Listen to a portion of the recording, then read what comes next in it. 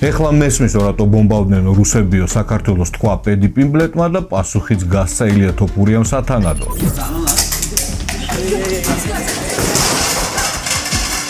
პიმბლეტმა ილიას დეზინფექტორი ესროლა და მის მერე მას დეზინფექტორს ეძახის. ვერც კი გამარტყა, მერე გვერდზე გავიდა და ქართულად ყირო და პედი დაიჭირეთო. პიმბლეტს ეთყობა ქართული რომ კარგად იცის. That shirt. Oh, I've been on you. Fuck you, bitch. Fuck you, bitch. Fuck you, bitch. Okay, what? I'm still here. დიდი შეცდომა იყო ამ ლილიპუტის გადმოსვლა ჩვენს წონაში. ის თავის დივიზიონში გაიქცა, რადგან იცოდა რომ მეორეჯერ ვოლკანოვსკის ვერ მოუგებდა. პლუს ამას ევლოევი და ლოპესი მას გაანადგურებდნენ. ილია ჩენდლერზე უფრო პატარაა, ასე რომ არ გამიჭირდება მისი განადგურება. რა თქმა უნდა, ყველას გვესმის, რომ ეს არის ტრეშ-თოქის ნაწილი, მაგრამ პიმბლეტმა კი შეგვაზიზღა მთელ საქართველოს საკუთარი თავი. თუმცა არსებობს იმისი შანსი, რომ ეს ორი მებრძოლი ერთმანეთს შეხვდნენ. ილია გადმოვიდა 70 კილოგრამში, თუ გაიმარჯვებს და მოიპოვებს კამარს და ამაში დარწმუნებული ვარ მოიპოვებს კამარს, ის შეიძლება შეხვდეს პიმბლეტს, იქიდან გამომდინარე, რომ პიმბლეტს ჯერ საერთოდ არ წაუგია UFC-ში და ჩენდლერი ისეთ დღეში ჩააგდო, დიდი ვარაუდით ალბათ ერთი ან ორი ბრძოლა და სატიტულო შეხვედრაში ისინი ერთმანეთს შეხვდებიან და სანამ შეხვდებიან ერთმანეთს ეს ტიპები, მოდი გავიცნოთ და ვნახოთ როგორ ჩხუბობს ზოგადად პიმბლეტი და ვნახოთ მისი ყველა ბრძოლა. თქვენ კიდევ ჩართეთ თქვენი ფანტაზიები და დაწერეთ კომენტარებში რა მოხდება თუ ილია თოფურია და პიმბლეტი ერთმანეთს შეხვდებიან. პატრიკ მარკ პიმბლეტი დაიბადა 1995 წელს ლივერპულში. ძირძველ ლივერპულელებს ეძახიან სკაუზერებს. ეს სიტყვა მომდინარეობს კერძის სახელიდან სკაუზი, ხორცის ჩაშუშული, რომელიც იყო მეზღვაურებში პოპულარული და ლივერპულის მუშაკლასის მოსახლეობასთან ასოცირდება. სწორედ ამიტომ პიმბლეტს ძალიან უყვარს თოხლაობა და ოფსეზონში ის ჩვეულებრივი გასიებული ბიჭუნა ლივერპულიდან, რომელსაც ვიზუალურად არაფერი აქვს საერთო სპორტთან. პიმბლეტი დაიბადა ბიზნესმენის ოჯახში. ის ლივერპულის ქუჩებში იზრდებოდა ფეხბურთის ფანატებთან ერთად. მან 14 წლის ასაკში ნახა ტელევიზორში ვიტორ ბელფორდის და რიჩ ფრანკლინის ორთაბრძოლა UFC 103-ზე და მოიწამლა ამ სპორტით. 2016 წლის 16 ოქტომბერს 17 წლის პედიმ პირველად შეადგა ფეხი პროფესიონალურ MMA-ში და პირველივე რაუნდში გადაიყვანა ოპონენტი მიწაზე, სადაც ground and pound-ით დააფინიშა ის.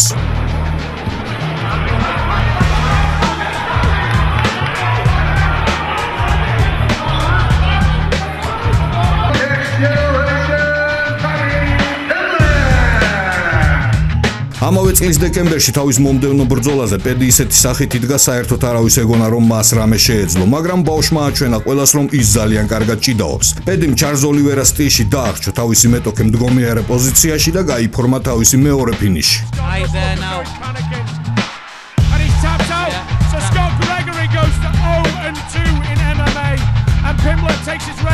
შემდეგი მეტოქე პიმბლეტმა 21 წამში დაანოკაუტა. სამწუხაროდ ეს ვიდეო ვერ მოვიძიე. 2013 წლის ზაფხულში კი ლივერპულელი პედი აფორმებს კონტრაქტს ბრიტანულ პრომოუშენთან Cage Warrior-თან და სწორედ ამ ორგანიზაციაში ის იბრძოლებს შემდეგი 8 წელი. ამ პრომოუშენში პირველი მისი მეტოქე იყო ფლორიან კალინი. მართალია პედი მის ვერ დააფინიშა, მაგრამ ბევრად უკეთესი იყო და ეს შეხვედრა მსაჯების ერთსულოვანი გადაწყვეტილებით მოიგო.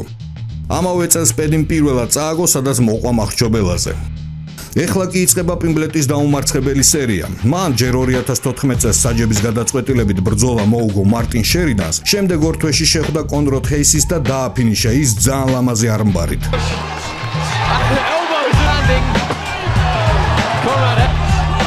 He was looking for that tight Josh. Yeah, Conrad Hayes as he sits down. Looks like he might be finding some space and that's the tap. Paddy Pimblett.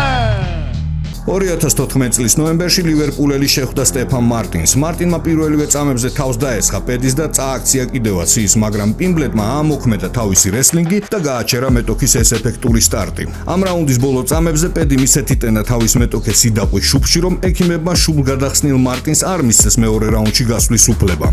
From the Englishman. Let's have a look at this elbow. Oh, absolutely huge and instantly.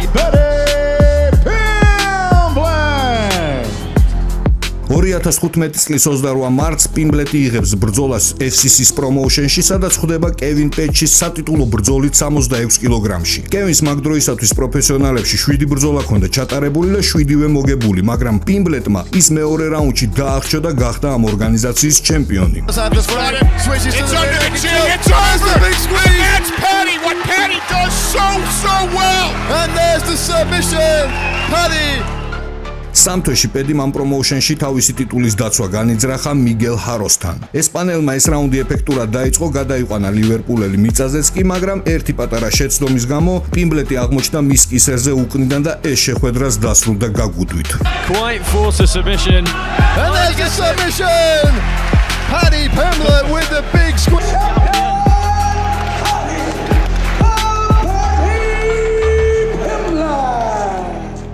10 თვის შემდეგ პედი დაუბრუნდა Cage Warriors და შეხვდა Ashley Grimshaw-ს.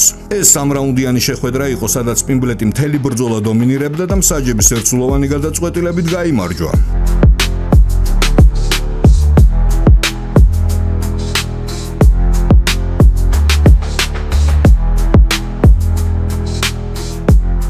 სამთვეში პედი ხვდება ტედი ვაილენტს. პირველი რაუნდის დასაწყისშივე ვაილენტმა თითქოს რაღაცა ქნა, მაგრამ ლივერპულელმა ის მიწაზე გადაიყვანა და რაუნდის ბოლომდე ცდილობდა მის დახრჩობას. რაც არ გამოუვიდა პიმბლეტს პირველ რაუნდში, გამოუვიდა მეორეში და მორიგი მახრჩობელა. Paddy Pimblett with the big squeeze. And there's the submission. Paddy Pimblett. 2016 წლის 10 სექტემბერს პედი პიმბლეტი ვაკანტურ ტიტულზე შეხვდა ჯონი ფრეიშას. ეს შეხვედრა ტარდებოდა ლივერპულში, ამიტომ პიმბლეტი მზად იყო გაენადგურებინა თავისი მეტოქე საკუთარი გულშემატკივრების თვალწინ. ბრიტანელმა ფრანგი პირველივე წუთზე დააფინიშა ნოკაუტით და გახდა ამ პრომოუშენის ჩემპიონი. By TKO and the new Cage Warriors featherweight champion Paddy. ორ თვეში პედი UFC-ს ყოფილ მებრძოლს შეხვდა ტიტულის დაცვით. ეს ძალიან რთული შეხვედრა იყო ლივერპულელისთვის. ჯულიან ეროსამ პიმბლეტის დანოკდაუნებად შეძლო და თავიდან დგომშიც უკეთესი იყო. თუმცა ჭიდაობის მეშვეობით და ბოლო რაუნდში აქტივობით პედიმ დაიცვა ტიტული და მოიგო ეს შეხვედრა გადაწყვეტილებით. 9 ზედიზედ გამარჯვების შემდეგ ლივერპულელს UFC-დან უკავშირდებიან და სთავაზობენ მას კონტრაქტს, თუმცა პედი უარს იძახის შემოთავაზებაზე. მომავალში პიმბლეტი ინტერვიუში იტყვის, რომ კიდევ კარგი ამ კონტრაქტზე მან უარი განაცხადა, რადგან იმ მომენტისათვის ის არ იყო ამხელა პრომოუშენისთვის მზად. და მართლაც 2017 წელს პიმბლეტი ნედნარი მას ხვდება ტიტულის დაცვით Cage Warriors-ში და მსაჯების გადაწყვეტილებით აგებს ამ შეხვედრას. მოგვიანებით ის იტყვის, რომ მას ძალიან გაუძნელდა 66 კილოგრამში წონის კლება. 2018 წლის 24 თებერვალს ბრიტანელი უბრუნდება ოქტაგონს, ამჯერად ის 70 კილოგრამში ხვდება ალექსის სავიდის. პიმბლეტი მთელი პირველი რაუნდი დომინირებდა. ჩანდა, რომ 70 კილოგრამი მისთვის ბევრად კომფორტული წონით კატეგორიაა. მეორე რაუნდის პირველივე წამებზე პედიმ შეაჯვარა ერთმანეთში მახრჩობელა და მტკივნეული, რითიც ეფექტურად დააფინიშა ბერძენი სპორტსმენი.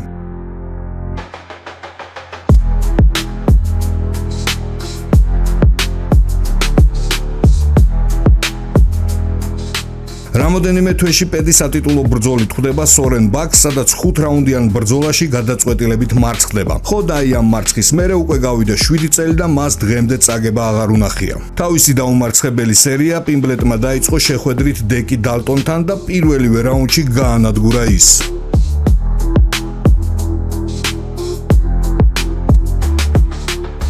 შემდეგი იყო დევი მარტინესი. ვერც ამ მებრძოლმა ვერ გადალახა პირველი რაუნდი, პედი მის ჯერ კარგად დაღეჭა და ბოლოს გაგუდა. აი ამ მომენტისათვის ლივერპულელი უკვე მზად იყო UFC-სთვის. მან ბრძოლის მერე მიმართა დანა ვაიტს და მირეკეუმე მზად ვარ, რომ დანა მალევე გამოეხმაურა მას და 2022 წლის 4 სექტემბერს პედი პიმბლეტი იდგა UFC-ს ოქტაგონზე. Luigi, the Italian stallion,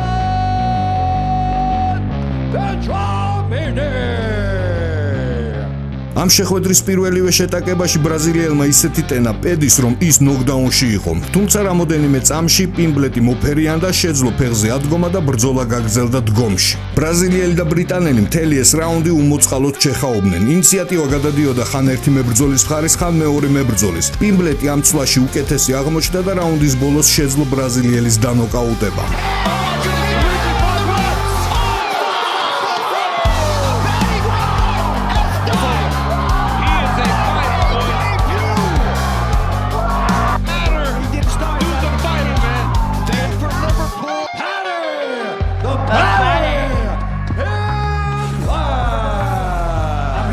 What did I tell you, Mike? Me and you will be having this conversation after the first round finish. And what happened? პედიმ 2022 წლის 19 მარტს პირველივე რაუნდში დააფინიშა კაზულა ვარგასი. თავიდან მექსიკელმა თითქოს კარგად დაიწყო ბრძოლა, მაგრამ ბრიტანელმა მალევე მოუძებნა ვარგას თავისი გასაღები და ტრადიციულად დაასრულა ეს შეხვედრა მახრჩობელა ილეთით.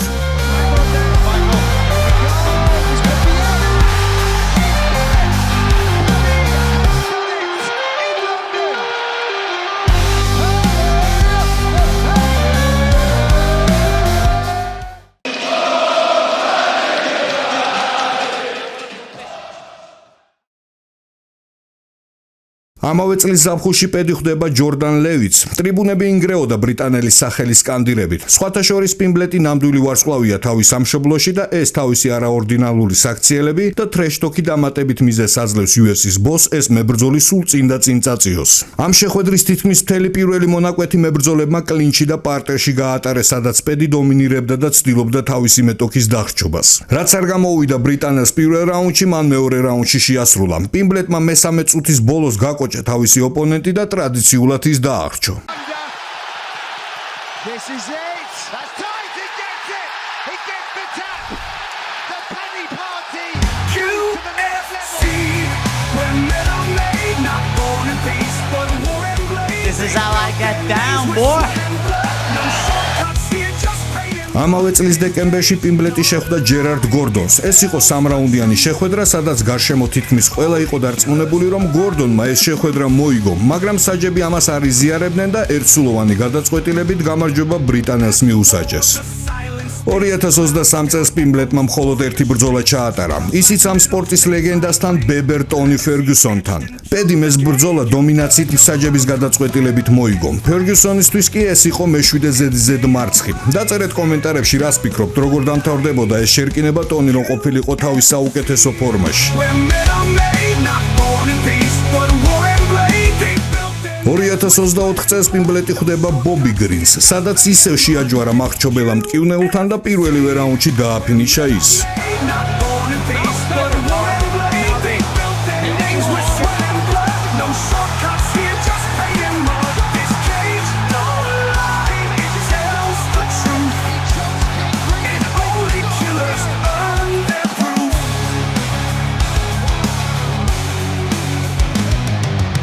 After war, the silence speaks, the crowd still echoes.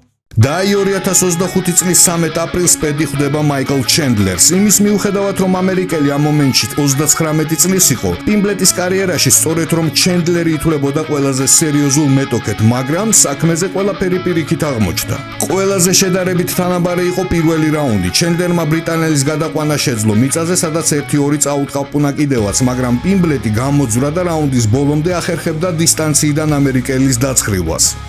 შეხვედრის მეორე მონაკვეთში იმის მიუხედავად რომ ჩენდლერმა რამის პიმბლეტის კვერცხები ამოყარა, უბიდან ბრიტანელი ბევრად უკეთესი იყო ყველა სართულზე. დგომში ის მას დისტანციაზე ცხრილავდა და არასვენებდა ლოუ-ქიკებით, კარგად იცავდა თავს გდებებისგან, პარტერში კი ამერიკელი უძლური იყო.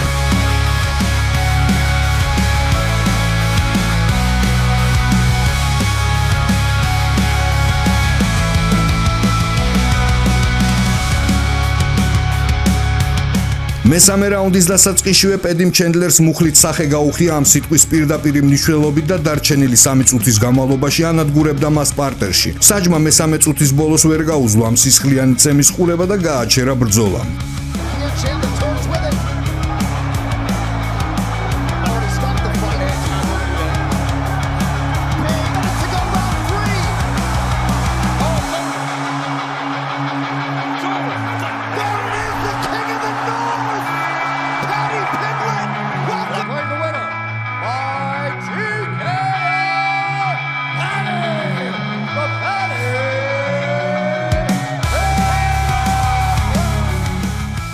მთელი ბრიტანეთი ხომაგობს პედი პიმბლეტს და ჯერათ რომ ის 70 კილოგრამში გახდება UFC-ს ჩემპიონი.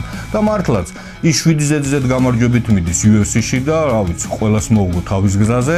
ისეთ სერიოზული მებრძოლებისთვის არ მოუგია ვინმე ყოფილი ჩემპიონისთვის ან მოქმედ ჩემპიონისთვის, ტონი ფერგიუსონს თუ არ ჩავთვლით.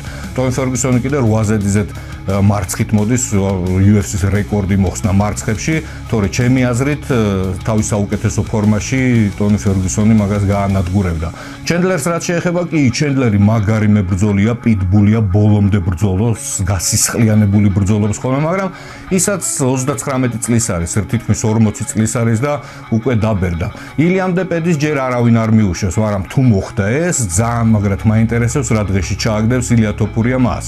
ახალი ამბები კიდევ ალბათ გაიგეთ, ბილალმა წააგო ბრძოლა მადალენასთან და დიდი ვარაუდით 77 კილოგრამში ავა ახლა ისლამ მახაჩევი და იქი ბრძოლებს ტიტულზე. 70 კილოგრამში კიდევ ილიას დარჩა ჩარლზ ოლივერა და დიდი ალბათობით მაგას შეებრძოლება, მაგრამ არ ვიცი რა როგორ მოხდება, ეს UFC-ს გადასაწყვეტია, ხო იცით ისინი როგორ მოულოდნელ პასუხებს იძლევიან, დაველოდოთ, გავიგოთ, მაგრამ რა მაგარი იქნება, რამოდენიმე თვეში გადაცემა დავიწყო ესე. ქართველი ლეგენდა ილია თოფურია 66 კილოგრამში დაანოკაუტა დაუმარცხებელი ვოლკანოვსკი, მოიპოვა ტიტული, მერე გათიშა მაქს ჰოლუეი, რომელიც არასდროს არ გათიშულა თავის კარიერაში და დაიცვა თავისი ტიტული, მერე ავიდა ისლამ მახაჩევთან 70 კილოგრამში, ისლამ მახაჩევი გაექცა 77 კილოგრამში, მან დაანოკაუტა ჩარლზ ოლივერა და მიაკითხა 77 კილოგრამში ისლამ მახაჩევსაც და ისაც დაანოკაუტა იქ და გახდა 3 წონითი კატეგორიის ჩემპიონი. რავი, ესეთი რაღაცა რომ მოხდეს, ალბათ დანა ვაითი ეგრევე საქართველოს მოქალაქეობას გაიკეთებს. რა იცი რა ხდება, ეს სიტყვები თუ ასრულდა, ქართველებზე ბედნიერი ალბათ დედამიწაზე არავინ არ იქნება.